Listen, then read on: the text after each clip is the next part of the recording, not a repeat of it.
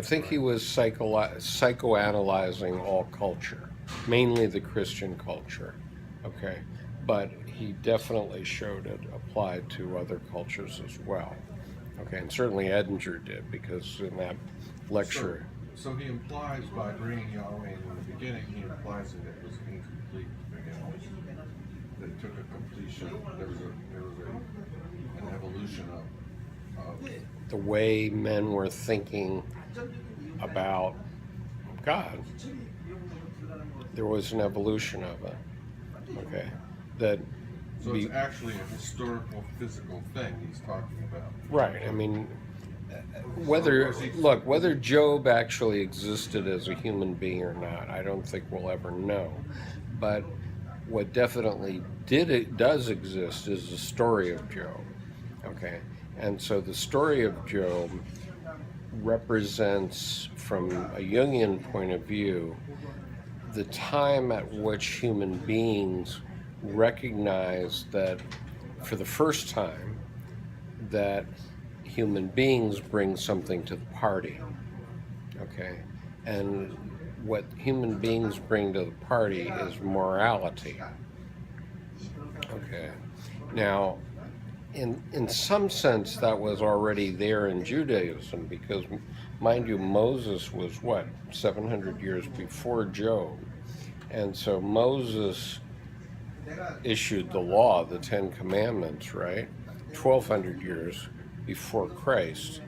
And so Moses had a vision of how to control this rabble that he was going through the desert with, okay, because he was having problems. I mean, Moses was having problems. He had all these graven images and different stuff going on, right? And Moses didn't know what to do about it. I mean, he was a leader, but he just was freaked out. I mean, my interpretation of it was Moses was freaked out by the difficulty of leading this rabble that he was leading through the desert.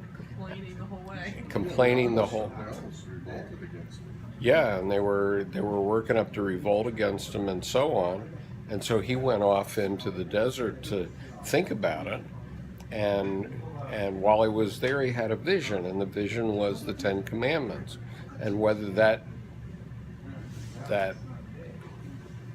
tablet was written by the hand of God with a lightning bolt, or whether it was chipped into the tablets by Moses himself, nobody will ever know. Pardon? The theater at its best. 38. That's a great movie. Right. No, I mean,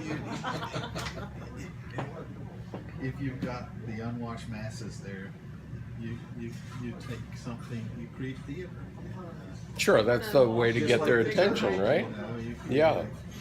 Man. Yeah, I was up there on the mountain, and God came down, and boom, and here's the Ten Commandments, right? No, you can't say, I went up on the mountain and I thought about it really hard, and I started to chip these things in the stone, and so here's my ideas. Nobody would have taken that. You gotta have theater. But Right. where is the consciousness in that? Is there man becoming conscious in the tablets at that point? Is that what you're saying? It's the dispensation of God in the law. Okay. I mean, remember... Is it wrestling control of this idea of Yahweh being this berserk, massacre, sadistic, all-powerful... Well, this, not evil, but this paternalistic, nasty God, right? So, I mean, we still have fundamentalist preachers who are trying to do it. I mean, in both Katrina and Hurricane Katrina and Hurricane Sandy, they say, that's the wrath of God getting back at homosexuality and whatever. What? Come on, give me a break. I mean, so are you saying that Moses sort of was heading toward this evolution of what Job was like the culmination? Moses had a revelation. I have no doubt about that. He may indeed have had a vision of God. I have no doubt about that. And the same as Abraham. Okay, and I guess Abraham was even before Moses, right? So You sure. know the Bible better than I do. Well, Moses was in Exodus, right? But Abraham was in Genesis. So Yeah, that makes it. okay, so okay, so Abraham Genesis wins. You know that. Abraham had his son Isaac, right? And based on their tradition at that time, he was supposed to go sacrifice Isaac up on the hill, right? And so he had a vision that said, God said, sacrifice the goat, because he saw a goat running across his path or something like that. And so he sacrificed the goat instead of Isaac. Well, that was human consciousness coming to the reality that maybe we shouldn't sacrifice our first sons. That might not be a good idea. Let's start sacrificing. Pardon? The restaurant. Yeah, I mean, it's painful enough. You only learn by pain, right? So, We got enough of these guys. you know, so you only learn by pain. And obviously, it was painful enough to Abraham that he was going to have to sacrifice his son on the mountain, that all of a sudden, somehow he had a vision of God saying it's okay to sacrifice a goat. And so it was about that time in history when human beings stopped human sacrifice. I mean, for the most part. I mean, we still have it, but now it's in the form of troops in Afghanistan that we're sacrificing, whatever it be, right? Or 58,000 plus men and women in Vietnam. That's human sacrifice too. Or Okay. the mundane horrors of common people. Yeah. Disturbed. Right, absolutely. Yeah, the medical establishment does a lot of that, sacrificing people too. Surely. Right. Barbarism. Yeah, I mean, I'm reading in this book by Victor White about what was happening at the time of Christ, and Caiaphas basically said, "Well, should I sacrifice this one man or sacrifice a nation of people? I guess I'll sacrifice this one man." Okay, that was the lesser evil. So you say there are these intermediate points, and then we get to Job, Book of Job, Right. and that So sort of is. That's So just- Job represents, in my view, okay, and I'm not saying I have the definitive answer, but in my view, Job represents the time in human development where human beings started to realize that there was an issue of morality that they had to decide as opposed to God deciding. Okay? Because God, if you're a good little boy and girl, you still might be killed by a haboob, right? I mean, it wasn't hurricanes there, but it might have been a dust storm, right? So you could have been overwhelmed by some freak of nature that for them would be an act of God, right? And so no matter how good you have been, you can still be killed by a haboob, right? or an earthquake or a comet or what have you. Okay, it's like Sodom and Gomorrah. Well, now they're pretty sure that Sodom and Gomorrah were destroyed by a comet, that Right, or something.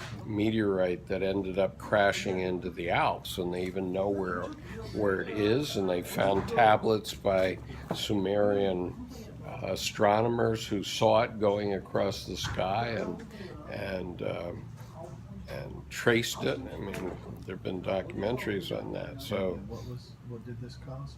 Sodom and Gomorrah. But those were Middle Eastern cities, weren't they? Yeah.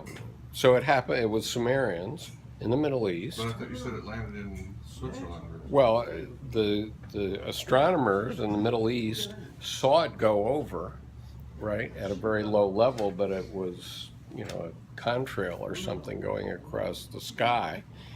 And so they made a tablet of it. It was recorded. It was actually recorded.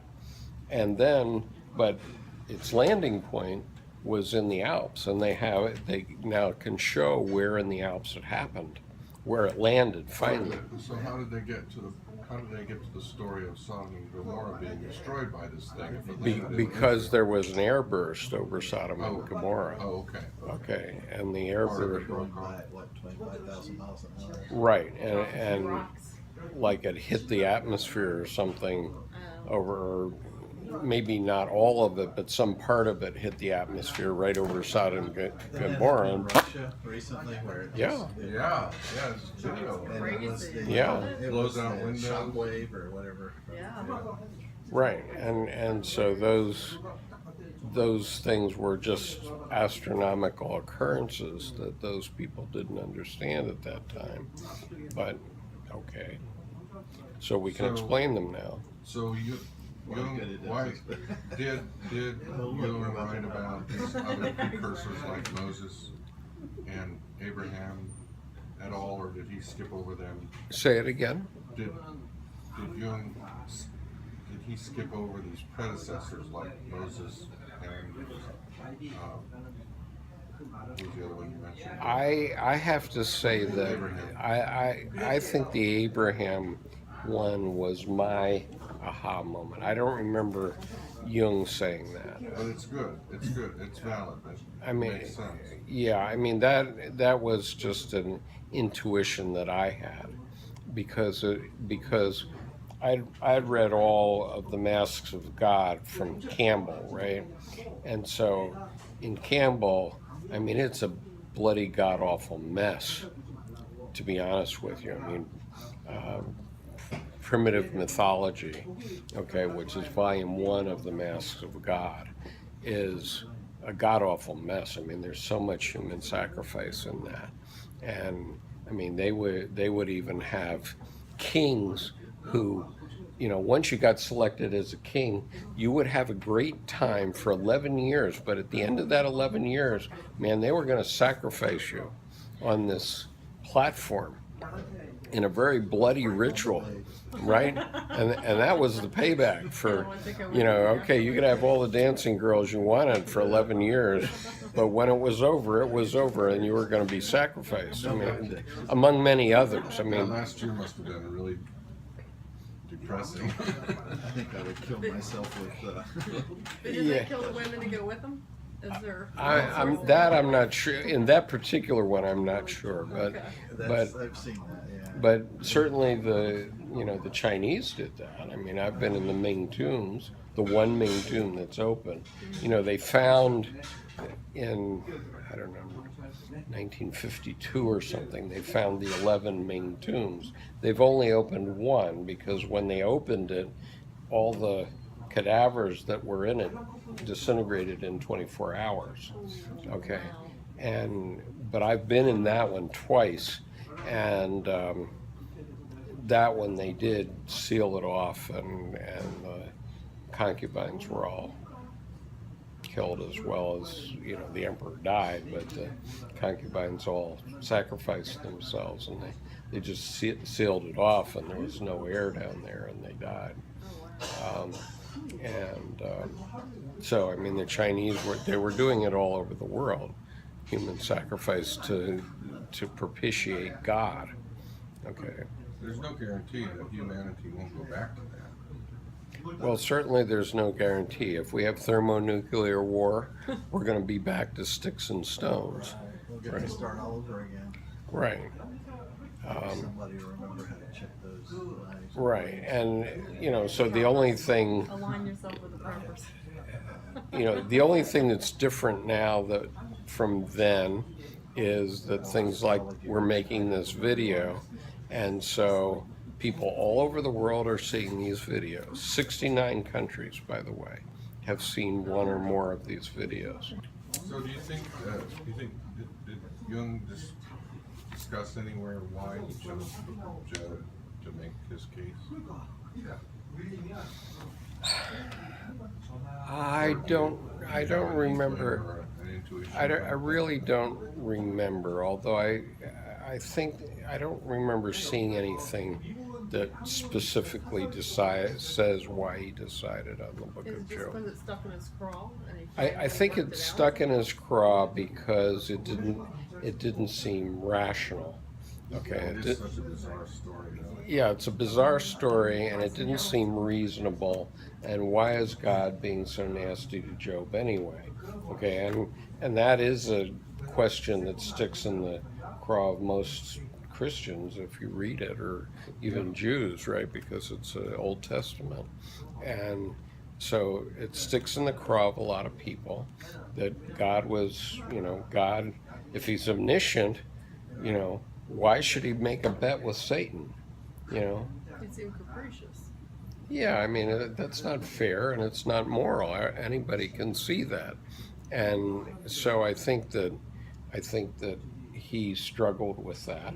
And obviously he was struggling with Christianity all of his life. Okay, because his father had lost his faith. He didn't understand why, but he also didn't think that religion was it because it hadn't captured him. He didn't have the numinous experience specifically because of religion, right? He had it later with his confrontation with the unconscious. And so I think he had to struggle with religion all of his life. And, it was only when he was 76, so let's say he'd been doing it seriously for 30 years, but more like 35 or 40 years.